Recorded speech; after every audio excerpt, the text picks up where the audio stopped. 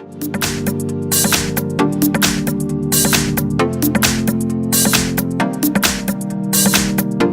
I have Huawei P30 and let me show you how to change colors on the following device. So at first you have to open the settings, then find and select display, and here you will notice color mode and temperature. It's over here.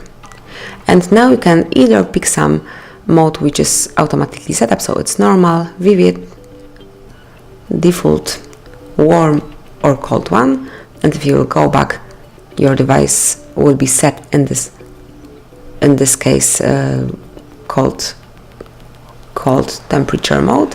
But you can also personalize it. You can set it up manually, just by scrolling on this scale.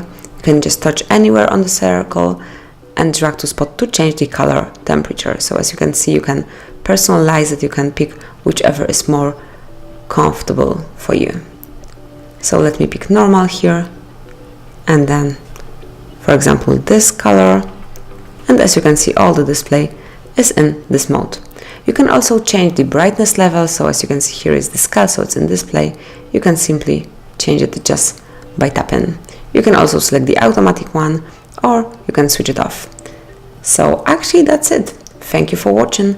Please subscribe our channel and leave the thumbs up.